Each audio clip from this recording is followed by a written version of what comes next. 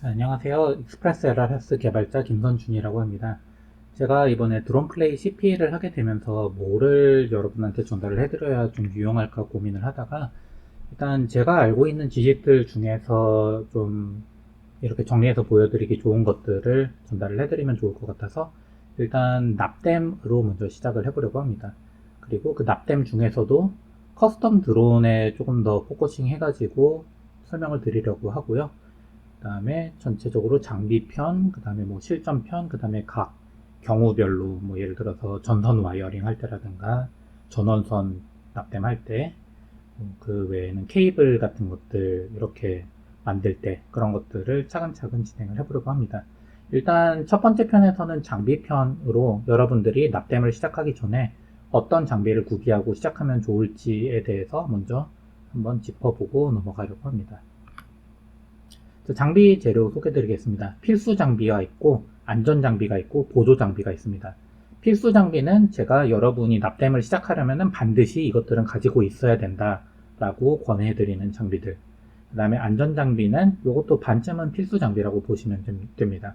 그래서 이것들이 있으면 안전이 더 도움이 되니까 반드시 이것들도 가급적 갖추고 시작하시는 것을 권해드리고요. 보조 장비들은 이것들이 없어도 납땜을 하는데 별 문제는 없지만 있으면은 굉장히 도움이 많이 되는 장비니까 그런 것들도 하나하나 차근차근 소개해 드리도록 하겠습니다. 자, 그러면은 첫 번째로 필수 장비로 당연히 인두기가 있어야겠죠. 그래서 인두기 온라인에서 찾아보시면은 뭐 얘는 뭐 열량이 세가지고 납땜이 잘 된다 뭐 이렇게 광고하는 인두기들 굉장히 많으신데 사실 제가 생각하는 가장 중요한 스펙 중에 하나는 이 인두기가 정확하게 온도 조절이 되어야 하는 겁니다. 그래서 보통 저희 드론 하는 분들이 많이 사용하는 장비가 요 미니웨어의 TS100이라는 인두기가 있어요. 그게 요 지금 여기서 소개해드리는 101의 하나 직전 버전인데 저는 그거 굉장히 아직도 잘 쓰고 있습니다. 근데 지금 구하시려면은 요 TS101이라는 TS101이라는 이 인두기가 아마 좀 좋은 장비로서 굉장히 쓰기 편하실 거고요. 이거 같은 경우에는 USB PD 인풋, 그러니까 USB-C 중에서 출력이 좀 좋은 그런 어댑터들 있잖아요. 보통 한 65W 정도 되는 출력이 나오는 그런 어댑터에서 USB-C로 전원을 구동받아서 동작시킬 수도 있고, 그렇지 않으면은 최대 6셀까지 배터리 전압으로 구동시킬 수도 있습니다. 그래서 드론 배터리를 쓸 수 있도록 XT60 커넥터에서 DC로 가는 케이블을 찾아보시면 알리 같은 데서 찾아볼 수 있거든요. 그런 것들까지 같이 구매를 해주시면은 야전에서 필요할 때 납땜할 때 바로 드론 배터리에다가 연결해가지고 납땜 작업을 하기 굉장히 좋다. 이렇게 이야기를 하면 되겠고요. 가격대는 조금 있습니다. 가격대는 보통 한 50에서 60달러 정도 사이에서 구매를 하실 수가 있는데 이거 사두시면은 어지간해서는 다른 납땜기, 뭐 되게 좋은 하코 고주파인 두기, 뭐 그런 거랑 거의 버금가는 성능이 나온다고 보고 있기 때문에 요거 하나 구매해 두시면은 앞으로 납땜하는데 전혀 문제가 없으실 거고요. 그 다음에 팁 같은 경우에는 이제 여러분의 취향에 따라서 두 가지 선택지가 있어요. B라고 해가지고 기본 원뿔형 팁이 있고요. KU라고 해서 칼팁 형태로 되어 있는 게 있습니다. 칼팁이라고 하면은 지금 요렇게 약간 차선으로 블레이드처럼 되어 있는 게 요게 칼팁이고요. B팁은 지금 여기서 보이는 것처럼 끝이 뾰족한 팁이 B팁입니다. 그 두 개가 각각 다 사람마다 선호하는 게 다르기 때문에 뭐가 더 좋다라고 이야기하기는 굉장히 힘듭니다. 나는 칼팁 죽어도 못 쓰겠다 그런 분들도 많이 계시고요.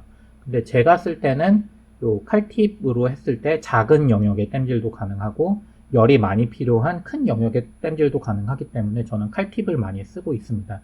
그래서 여러분들도 혹시 괜찮으시면은 칼팁을 한번 써보시기를 권해드리되 나는 이게 잘 안 맞는다 라고 하면은 뭐 여러분이 딱히 잘못되거나 뭐 이상한 선택을 한 게 아니니까 기본적인 원뿔 팁으로 사용을 하시면 되겠습니다. 그리고 요 인두기가 굉장히 좋기는 하지만 가격대가 좀 되기 때문에 제가 이제 만약에 좀 지갑이 가벼우신 분들을 위해서는 저가형으로 GVDA라는 브랜드의 인두기들을 좀 사용을 해봤는데 얘들이 괜찮은 것 같더라고요. 특히 키보드 DIY 하시는 분들이 많이 사용하는 인두기 같은데 제가 요 GVDA 302를 사용을 해봤어요. 사용을 해봤는데 온도 조절이 3단계가 되는데 첫 번째 온도는 약간 좀 레스팅 온도, 그러니까 작업을 하지 않을 때 좀 온도를 떨어뜨려 두는 그런 온도 적당하고, 두 번째 온도에서 대부분의 작업에 적당하고, 세 번째 온도는 열량이 많이 필요한 뭐 전원선 같은 굵은 케이블 납땜할 때 적당한 온도로 세팅이 잘 돼 있어서 요 인두기도 여러분이 쓰시기에 딱히 부족함이 없는 인두기고, 온도도 재보니까 실제로 한 400, 한 2, 30도까지는 올라갔는데, 실제 이제 저희가 유연납으로, 조금 뒤에 설명드리겠지만, 유연납으로 땜질을 할 때는 그 이상 올라갈 필요가 별로 없거든요. 그렇기 때문에 만약에 내가 돈이 없다, 근데 인두기는 적당히 괜찮은 거 사보고 싶다 하면 요것도 괜찮고요. 요거는 이제 3단계가 그냥 불빛으로 반짝반짝하게 선택만 돼 있게 되는데, 만약에 실제로 내가 온도를 좀 더 정밀하게 컨트롤 해가지고 원하는 온도에 정확하게 맞추고 싶다라고 하면은 GD300, 요거는 디지털 액정이 달려 있어가지고 한 $25 정도에 구매할 수 있는데, 요것도 굉장히 여러 사람들이 만족하면서 잘 쓰고 있는 인두기로 알고 있습니다. 그래서 이렇게 세 종류 정도의 인두기를 추천드렸고, 중요한 거는 이제 USB 전원, 그 다음에 DC 케이블 전원 2개 먹는 요 TS101이 여러모로 활용하기는 좋은데, 이제 돈이 없다 하면은 요 GD301이나 300 같은 걸로도 충분히 여러분이 원하는 작업을 수행할 수 있다. 그렇게 일단 구비를 하시면 되겠습니다. 자, 인두기에 또 바로 필수적인 건 땜납이 되겠죠. 땜납이라고 하면은 이제 인두기에서 금속을 녹여가지고 원하는 곳에 우리 장비들을 붙이는 그런 납이 땜납이 되겠는데요. 유연납이 있고 무연납이 있습니다. 실제로 납이라고 해서 이 납이 그 PB라는 납이 아니라, 사실은 이게 납땜 할 때 그 납이 원래 그 납이랑 약간 다른 걸로 알고 있어요. 그래서 어쨌거나 유연납이라고 하면은 실제로 PB 성분, 실제 우리가 납이라고 부르는 성분이 들어있는 것들이 유연납이고, 환경 규제 때문에 납을 사용할 수 없게 되면서 납 성분을 아예 빼고 뭐 주석이나 이제 은 같은 걸 섞어가지고 땜질을 할 수 있게 만들어 놓은 게 무연납입니다. 근데 이제 초보자들이 사용하기 제일 좋은 거는 유연납이에요. 실제로 납이 들어간 납이 사용하기 굉장히 좋습니다. 왜냐면은 녹는 온도도 더 낮고요. 땜질을 했을 때 땜 상태도 훨씬 더 양호하고 반짝반짝하게 잘 되는 그런 성질을 갖고 있기 때문에 초보자 입장에서 사용하기에는 유연납이 더 좋고요.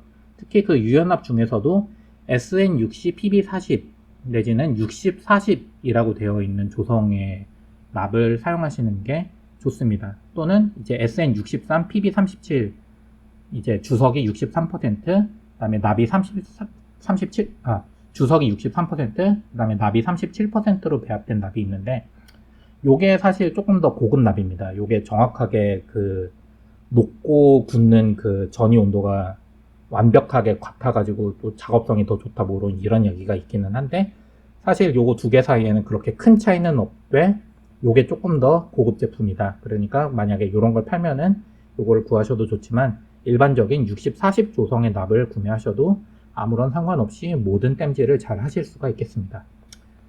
그런데 이제 여러분이 인두기 같은 거 사거나 어디서 막 그런 키트 같은 거 받아오면은 성분 구성이 기재되어 있지 않은, 뭐가 들어있는지조차도 모르는 그런 묻지마 납 같은 것들이 많이 나오는데, 불량의 원인이 되고 더 큰 견적의 원인이 되니까 그런 납은 바로 폐기하시고 좀 좋은 메이커에서 제대로 만든 납을 구매를 하시기 바랍니다. 납을 잘 만드는 회사로는 뭐 캐스터, 요거는 이제 유럽 쪽 회사로 알고 있고요. 알파메탈, 미국 쪽 회사, 그 다음에 국산 소재로는 LT 소재 또는 구희성납이라고 하는 소재 회사가 있는데, 거기서 나오는 납 제품이 성능이 괜찮습니다. 그래서 요 LT 소재 제품 국산에서 구하기 굉장히 편하고, 나머지 뭐 캐스터나 알파 같은 것들도 구할 수 있으시면은 구해서 사용을 하시면 좋고요. 그 다음에 요 와이어 자체의 굵기가 여러 종류가 있는데, 보통은 1mm짜리를 많이 팔 거예요. 근데 드론용으로 사용을 하기에 1mm는 좀 두꺼운 감이 있고, 만약에 여러분이 처음 구매를 하신다면은 0.8mm 정도를 추천드리겠습니다. 근데 만약에 이미 있는 게 있으면은 있는 거 쓰세요. 그래도 전혀 문제는 없으니까요. 그래서 와이어는 일단 0.8mm 구매하시는 걸 추천을 드리고요. 양은 사실 이거 사려고 하면은 막 1kg짜리 롤 이런 거 많이 나오거든요. 하나당 한 6, 7만원 이렇게 되는데, 사실 그거 하면은 한 10년 써도 다 못 쓰는 것 같아요. 그래서 드론 한 대당 넉넉하게 한 5에서 10g 이하로 쓴다고 생각을 하시면 되겠고요. 사실 많이 써도 5g 정도 이상 쓰기도 쉽지 않거든요. 그래서 보통 한 30g 정도로 소분해서 파는 소량 롤이 많이 있는데 그런 거 처음 사가지고 일단 맛을 보면서 시작을 하시면 좋겠습니다. 무연납도 쓰실 수는 있어요. 쓰는데 문제는 없는데 쓰는데 조금 더 까다롭고요. 왜냐면 온도가 높기 때문에 이제 조금 더 좋은 인두기가 필요하고, 그 다음에 실제로 좋은 땜질을 하는데 요령이 좀 더 많이 필요합니다. 그리고 실제로 무연납이라고 해서 유연납에 비해서 더 건강에 좋거나 깨끗하거나 그런 건 또 아니에요. 어차피 납땜을 할 때는 모든 납땜 과정에서는 유해한 연기 같은 것들이 나오기 때문에 그 유연납과 무연납 간의 차이는 그렇게까지 크지는 않고요. 그래서 일단 여러분이 시작하실 때는 유연납으로 시작하는 것을 권해드리겠습니다. 자, 그 다음 플럭스. 요즘은 많이 아니지만 예전에 보시면 이 플럭스 안 쓰시는 분들이 굉장히 많아요. 왜 그러냐고 물어보면은 플럭스를 써서 납땜을 하면은 주변이 너무 지저분해져 가지고 나는 안 쓴다. 내지는 뭐 플럭스 녹으면은 사실 그게 되게 끈적끈적하고 먼지 많이 붙거든요. 그래서 그런 게 싫어서 안 쓴다라는 분들도 가끔 계신데, 제가 생각할 때 플럭스는 납땜을 할 때 반드시 있어야 되는 장비입니다. 내지는 이제 노란 통에 보통 많이 들어있어서 노란 통에 들어있는 뭐 그런 거, 그런 막 푹푹 납 찍어 쓰는 그런 거라고 생각을 하시면 되겠는데요. 요거 여러분 반드시 구비를 해두시고, 제형은 되게 여러 개 있어요. 이렇게 붓처럼 바르는 것도 있고 펜으로 이렇게 그어서 플럭스 하는 것도 있고 한데, 일단 기본형으로는 이렇게 크림처럼 돼 있는 페이스트 형태의 플럭스 사시면은 충분합니다. 요거 아마 몇천 원 안 할 텐데 얼마 안 하는 거니까 반드시 구비해 주시고요. 자세한 사용법은 이제 다음 편에서 더 자세하게 설명을 해 드리도록 하겠습니다. 그리고 이게 쓰다 보면은 이게 녹아나와서 되게 끈적끈적하게 지저분해지거든요. 그러면은 납땜된 면이 산화되기도 하고 나중에 먼지가 붙어가지고 문제의 원인이 될 수 있으니까 세척제 같은 것들도 같이 써주시면 좋아요. 제일 좋은 거는 전용 세척제, 뭐 TC 뭐 이런 게 있는데, 그거는 보통 이제 산업용으로 쓰는 거니까 가정에서 이제 취미용으로 쓸 때는 무수 IPA, 이소프로필 알코올이라는 걸 구해서 쓸 수 있으면 제일 좋고요. 그 다음에 또 다음으로는 99% 에탄올, 그러니까 주정 같은 거 내지는 화장품 만드는 데서 이제 화장품용으로 파는 거 있거든요. 99% 에탄올. 이런 걸로도 쓰셔도 되고, 정 없으면은 소독용 알코올 내지는 알코올 수압 같은 거 약국에서 파는 거 있잖아요. 그런 거 쓰셔도 되는데 거기에는 수분이 포함이 되어 있어 가지고 말리는데 좀 신경을 많이 써주셔야 됩니다. 일단 알코올만 있으면은 수분으로 인한 문제가 안 생기는데, 약국에서 구하는 소독용 알코올에서 그대로 쓸 경우에는 그 수분 성분이 이제 부품에 스미거나 아니면은 쇼트를 일으킬 수 있는 가능성이 있으니까 그 부분을 충분히 주의하셔가지고 잘 말린 다음에 잘 세척한 이후에 잘 말린 이후에 사용을 해주시면 되겠습니다. 자, 그 다음 팁 클리너. 이것도 반드시 필요한 건데 사람들이 생각보다 잘 안 들고 다니는 그런 종류 중에 하나입니다. 사실 이것도 꼭 사야 되는 것까지는 아니고요. 만약에 뭐 이런 게 없다 하면은 키친타올 있잖아요. 그 잔사 잘 안 날리는, 좀 보풀하게 잘 안 생기는 그런 휴지에다가 물 적신 다음에 꼭 짜가지고 이렇게 꽉 눌러봤을 때 물이 뚝뚝 떨어지지 않을 정도로 꼭 짠 다음에 그거 잘 이렇게 뭉쳐가지고 대체할 수 있습니다. 그렇게라도 써주시면 좋고요. 기본적으로는 인두기 사면 같이 주는 노란 스펀지 있는데, 노란 스펀지 처음엔 이렇게 얇게 눌려 있거든요. 근데 그거 물에 적시면은 이렇게 부풀어 오릅니다. 그 상태에서 사용을 해주시면 되고, 또 물 막 흥건하게 뚝뚝 떨어지는 상태에서 쓰는 게 아니라 한번 물 적신 다음에 꾹 짜가지고 더 이상 물이 떨어지지 않을 때까지 꾹 짠 상태에서 이제 살짝 적신 상태에서만 사용을 하시는 겁니다. 그래서 인두기 사용하다가 팁에 막 이제 오래된 열화된 납 같은 거 눌어붙어 있으면은 여기다가 비벼가지고 잘 떨어뜨린 다음에 새로운 깨끗한 상태에서 납땜을 해주시면 되고요.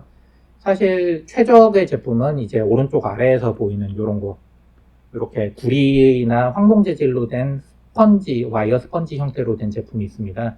이거를 사용을 하면은 이제 물에 의해서 증발되는 그런 온도 쇼크도 없고 팁 청소도 조금 더 물리적으로 잘 되는 그런 효과가 있기 때문에 이런 거 쓸 수 있으면 제일 좋고요. 알리 같은 데서 구하시다 보면은 여기에 틴 케이스까지 같이 붙여서 파는 제품들이 있습니다. 그래서 이렇게 틴 케이스 내지는 여러분이 가지고 있는 틴 케이스 아무거나에다가 요 스펀지도 별매로 파니까 그런 거 담아 가지고 다니면서 쓰시면 되고요. 다만 요거 쇠수세미랑 비슷하게 생겼잖아요. 그래서 쇠수세미 쓰시는 분들도 계시는데 가급적 쓰지 않기를 추천드리겠습니다. 왜냐면 쇠수세미는 연마력이 있어가지고 인두 팁을 이렇게 다 긁어내거든요. 그래서 팁에 사실 인두납이 잘 붙으라고 코팅이 돼 있는데 그 코팅을 다 없애는 행위니까 쇠수세미는 사용하지 않는 것을 추천을 드리겠고요. 그 다음에 핀셋. 이제 납땜하는 거 손으로 잡고 있으면 뜨거우니까 그거를 핀셋으로 잘 잡고 이렇게 해주셔야 될 텐데 핀셋이 굉장히 어떻게 보면 중요한 장비 중에 하나입니다. 그래서 너무 저가형 사시면은 작업하다가 오히려 작업이 잘 안 되는 그런 상태가 그런 뭐 현상이 일어나기 때문에 어느 정도는 그래도 좀 품질이 괜찮은 거를 구비하시는 게 제일 좋고 제가 생각할 때 하한선은 제일 쓸만한 것 중에 제일 싼 거는 베투스 브랜드 제품들이 그럭저럭 쓸만하다고 보고 있습니다. 물론 이거보다 훨씬 좋은 핀셋들 엄청 많아요. 엄청 많으니까 돈 되면은 좋은 거 사서 쓰시면 좋은데 일단 요 베투스 브랜드 제품 정도면은 그냥저냥 쓸만하다. 그리고 종류의 같은 경우에는 세 종류로 구비하시면 편합니다. 일단 이렇게 끝이 뾰족하게 되어 있는 뾰족 팁 모델명은 지금 여기 있는 거 참고하시고요. 그 다음에 이렇게 끝에 좀 넓게 되어 있는 넓은 팁. 그 다음에 하나 정도 더 구비를 하려면은 역핀셋을 추천하겠습니다. 역핀셋은 뭐냐면은 원래 핀셋은 이렇게 잡아야 물건을 잡는 건데 역핀셋은 힘을 빼고 있으면은 이렇게 잡힌 상태로 고정되는 핀셋입니다.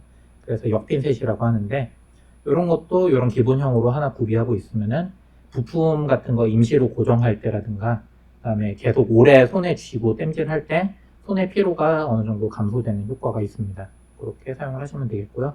뾰족한 거는 작은 부품이나 작은 와이어 그다음에 이렇게 넓은 거는 좀 어느 정도 부피가 되는 와이어 땜질을 할 때 훨씬 이 넓은 게 힘이 좋기 때문에 더 잘 되는 그런 효과를 받을 수가 있어서 이렇게 세 종류 정도 구비를 해두시면은 여러 가지 상황에서 다 적절하게 맞게 쓰실 수 있을 겁니다. 그 다음에 납땜 해둔 거를 제거할 때 사용하는 장비로 솔더 윅이라는 게 있습니다.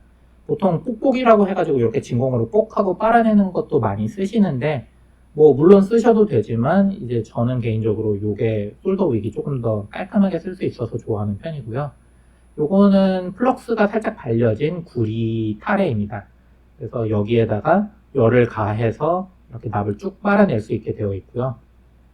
이미 된 납땜을 제거할 때나 아니면은 새로 땜질을 하기 전에 납땜부를 깨끗하게 한번 청소해 주는데 굉장히 유용하게 쓰이는 그런 장비입니다. 하나 가격도 얼마 안 하니까 하나 정도 사두시면은 두고두고 유용하게 쓰실 거고요. 두께는 굉장히 다양하게 있는데 드론용으로는 한 2-3mm 정도 되는 물건 사시면은 아마 크게 문제가 없을 겁니다. 이것도 하나 싸니까 하나 구비를 해두시고요. 그 다음에 수축 튜브 이거 없으면 굉장히 아쉽습니다. 그리고 꼭 필요할 때 필요한 사이즈가 없는 마법의 물건이니까 다양한 두께로 좀 많이 구비를 해두시면은 두고두고 오래 씁니다. 그 중에서도 저는 요 1mm짜리랑 그다음에 한 4mm 정도 되는 거 요거 두 종류를 제일 많이 쓰는 것 같아요. 1mm짜리 내지는 그거보다 더 작은 거는 배선 땜질할 때 얇은 배선 땜질할 때 그 다음에 4mm나 5mm짜리는 전원선 땜질할 때 그때 많이 쓰고 중간 사이즈는 사실 그렇게 많이 쓰지는 않는 것 같은데 없으면 꼭 필요할 때가 생깁니다. 그러니까 다양한 사이즈로 적당히 좀 구비를 해두시고 자주 쓰는 거는 좀 많이 구비해 두시는 것도 좋습니다. 이거는 이제 보통 라이터 같은 걸로 이렇게 휘휘 지져가지고 수축시켜서 사용을 많이 하는데 가급적이면은 열풍기를 사용해서 수축시키는 것을 권장합니다. 근데 야전에서는 뭐 열풍기 같은 거 들고 다니기 쉽지 않으니까 라이터로 하셔도 사실 전혀 상관이 없습니다. 대신 너무 오래되고 있어가지고 부품이 타거나 그러면 안 되겠죠. 자, 그러면 종류로 보면은 아까 두께 말고도 이제 수축 튜브 자체의 수축률이라는 스펙이 있는데 일반적으로는 2대1 제품, 그러니까 원래 사이즈가 1mm면은 수축 후에는 0.5mm가 되는 뭐 그 정도 원래 직형의 절반으로 축소되는 제품이 제일 흔하고 싸게 많이 구할 수 있습니다. 근데 만약에 특수한 경우, 예를 들어 안테나 같은 큰 거를 통과시킨 다음에 거기에 와이어를 이렇게 수축시켜서 잡아주겠다. 그런 경우에는 더 수축이 많이 되는 종류의 제품, 예를 들어서 4대1 제품 같은 경우에는 원래 직경의 4분의 1 사이즈까지 줄어드는 그런 제품이거든요. 그런 것들도 만약에 필요하신 경우는 구해볼 수 있고요. 그 다음에 수축 튜브 사용하실 때 가끔 보면 안에 글루건 성분이 발린 튜브들이 있습니다. 그런 것들은 사용을 하면은 좀 더 튼튼하게 고정되고 나중에 어느 정도 방수 성능까지 기대해 볼 수 있는 그런 수축 튜브들이고요. 비슷한 성능을 기대하시면은 수축 튜브 넣고 이렇게 열 지지기 전에 글루건 조각 조그맣게 잘라서 집어넣어 놓고 같이 이렇게 수축시킨 다음에 녹여버리면은 비슷한 성능을 낼 수 있습니다. 그것도 참고를 하시면 좋겠고요. 자, 그 다음 여기까지 필수 장비였고 그 다음에는 반필수 장비인 안전 장비들을 소개해드리겠습니다. 보안경도 있으시면 굉장히 좋습니다. 안경 쓰신 분들은 뭐 그렇게까지 막 필요는 없는데 안경 안 쓰시는 분들은 보안경 하나 있으시면 굉장히 좋고요. 납땜 하다 보면 이렇게 와이어 틱 해가지고 납봉이 눈에 튀는 일이 생각보다 굉장히 흔하게 일어납니다.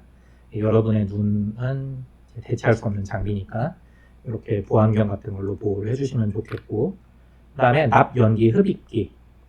사실 납땜을 할 때 그 납이 기화되는 조건은 굉장히 까다롭습니다. 거의 한 400~500도 이상 올라가야 납 자체가 기화되는 걸로 알고 있는데, 사실 납땜을 할 때 연기 올라오는 거 보면은 걔들이 다 플럭스 연기거든요. 걔들이 인체에 다소 유해할 수 있고 천식 같은 것들을 유발할 수 있습니다. 그래서 그 연기도 어느 정도 유해성이 있으니 제거를 해주시는 게 좋은데, 실내에서 납땜을 하실 때는 가급적 반드시 구비를 해주시면 좋고요. 거기에 이제 단순히 그냥 빨아들이기만 하는 거 말고 흡착 필터, 카본 흡착 필터 같은 것들이 달려서 실제로 연기 성분을 이렇게 제거해주는 물건을 구비를 해주시면 좋습니다. 그리고 만약에 없는 경우에는 차선책으로 일단 환기가 잘 되는 환경에서 창문 다 닫고 그러지 마시고 창문 활짝 열어 놓으시고 환기시켜가면서 그렇게 납땜을 해주시기 바라겠습니다. 그 다음에는 인두기 거치대입니다. 인두기는 항상 내가 그 상태를 모르면 뜨겁게 달궈진 상태라고 가정을 해놓고 사용을 해주셔야 사고를 막을 수가 있습니다. 그리고 사용하지 않으실 때는 그 뜨거운 부분, 앞에 팁 부분이 잘 보관될 수 있도록, 특히 걔가 어디 굴러가가지고 막 뭐 옷 녹이고 그다음에 플라스틱 제품 녹이고 전선 녹이고 이런 경우가 굉장히 흔하기 때문에 잘 보관할 수 있는 거치대를 마련해 주시면 좋고요. 기본적으로는 이런 형태의 거치대를 많이 사용을 하시는데, 이런 형태로 보통 인두기 사면 같이 오는 간이 거치대 같은 것도 없는 것보단 낫습니다. 그리고 나는 정말 돈이 없다, 그런 거 살 돈 없다라고 하면은 옷걸이 같은 거 구부려서, 내지는 철사 같은 거 구부려 가지고 적당히 튼튼하게 만들어서 쓰셔도 상관이 없는데, 만약에 옷걸이 같은 걸로 만드시는 분들은 거기에 플라스틱 코팅 돼 있으면 다 묻거든요. 그것만 제거하고 만들어서 사용해 주시면 되겠습니다. 그 다음부터는 있어도 없어도 상관없지만 있으면 훨씬 편리한 보조용품들입니다. 첫 번째로는 보조 집게 내지는 헬핑 핸드 내지는 서드 핸드라고 불리는 제품들이 있습니다. 이런 제품들은 부품을 미리 고정을 해놓고 전선 같은 것들도 이렇게 고정을 해두실 때 굉장히 편리하게 사용을 할 수가 있고요. 그 다음에 여기에 돋보기가 같이 달린 제품들도 있으니까 여러분의 필요에 따라서 적당한 가격과 적당한 성능의 제품을 구비를 해주시면 좋습니다. 사실 이거는 뭘 사도 그냥 효과는 있는 것 같아요. 다만 이제 밑이 너무 가벼워가지고 막 흔들리는 거, 그런 것만 피해 주시면은 좋고, 이제 지금 어떤 제품들은 보면은 아예 자석으로 이렇게 바닥에 붙이게 돼 있다던가 아래쪽에 무거운 무게추가 들어가 있다던가 아니면은 반쯤 접착되는 실리콘 그런 미끌림 방지 패드 같은 것들이 붙어 있는 것들이 있는데, 그런 것들로 구비를 해주시면 되겠습니다. 그 다음 제품은 확대경입니다. 특히 이제 시력이 좀 안 좋으신 분들은 좀 고려를 진지하게 해보실 옵션이 되겠고요. 이렇게 아까 보신 그냥 이런 거치대 기본 돋보기 달린 형태 외에도 이제는 고글형으로 이렇게 돼 있는 거, 그 다음에 전자식으로 확대경 돼 있는 거 있는데, 전자식은 제가 봤을 때 3, 4만 원짜리는 쓰기 좀 힘들고 최소한 10만 원 정도는 주셔야 쓸만한 제품을 살 수 있었던 것 같습니다. 그래서 만약에 전자 확대경 필요하신 분들은 좀 돈을 쓴다는 생각으로 구매를 해주시는 게 오히려 현명한 구매가 되겠고요. 그 외에 이런 식의 고글형 확대경도 저는 불편해가지고 개인적으로 많이 안 쓰기는 하는데, 가끔 요거 굉장히 좋다고 그렇게 추천하시는 분들도 계시더라고요. 요거는 각각 좀 선호도가 있는 것 같으니까 써보고 혹시 가능하면은 빌려 쓸 수 있으면 빌려서 써보고 자기한테 잘 맞는다 싶으면은 구매를 하는 것도 좋을 것 같습니다. 마지막으로 요거는 사실 저는 반필수라고 생각하는데 일단은 보조용품에 넣어놨습니다. 멀티미터 내지는 테스트기, 테스터기라고 불리는 물건들입니다. 얘들 중에서 사실 기능이 굉장히 많이 있는데 드론하면서 제일 많이 쓰는 기능은 전압 검사하는 거, 배터리 전압 얼마 남았는지, 그 다음에 각종 전원 공급 단자들 같은 것들이 있는데 거기에서 전압이 얼마 나오고 있는지 그런 것들 체크하는 데 굉장히 유용하고, 실제로 내가 이 부품이 동작하는 게 부품이 고장나서 그러는 건지 아니면 전원이 안 들어가서 그러는 건지 뭐 그런 거 체크하는데 굉장히 유용하게 사용하는 기능이 되겠고요. 그 다음으로 많이 쓰는 기능, 아니면은 사실 제일 많이 쓰는 기능이 통정 검사. 지금 이 테스터기에서 보면은 이렇게 부저음이 나오는 요 기능이 있는데, 얘는 일단 두 개 인접한 부품 간에 서로 쇼트 나지는 않았는지 검사하는 데도 쓰고, 배선이 여기서 저기까지 연결했는데 제가 정확하게 잘 연결이 됐는지 정상 여부를 체크하는 데도 쓰고, 그래서 내가 조립을 잘했는지 못했는지 검사하는데 필수적으로 아주 많이 쓰는 기능이 통정 검사 기능이 되겠습니다. 그리고 저항 체크 내지는 뭐 캐퍼시턴스 체크, 뭐 다이오드 방향 체크 여러 가지 기능들이 있는데, 사실 요거는 어느 정도 전자 지식이 있어야 쓸 수 있는 기능이기도 해서 제일 많이 쓰는 기능은 요 전압 검사랑 통정 검사, 쇼트 검사 요 두 가지 기능 정도만 잘 동작하면은 사실 대부분의 경우에는 크게 문제없이 쓸 수 있다고 생각하시면 되겠습니다. 이 분야 끝판왕은 플로크라는 회사에서 만드는 제품들인데 굉장히 좋고 굉장히 비쌉니다. 근데 저희가 뭐 드론 하면서 전압을 막 0.01mm까지, 미리볼트까지 정확하게 잴 필요는 없잖아요. 대신 이제 전압 범위를 선택하게 되어 있는 좀 옛날 제품들이 있는데 걔들은 좀 더 정확하기는 하지만 아무래도 쓰기 불편하니까 전압 범위가 자동 선택되는 제품들, 그러니까 여기에 보면은 범위가 아니라 그냥 이렇게 V라고만 되어 있는 것들, 뭐 어디서 어디까지 쓰라는 얘기가 딱히 없는 애들이 자동으로 전압이 바뀌는 거라고 생각을 하시면 되겠고요.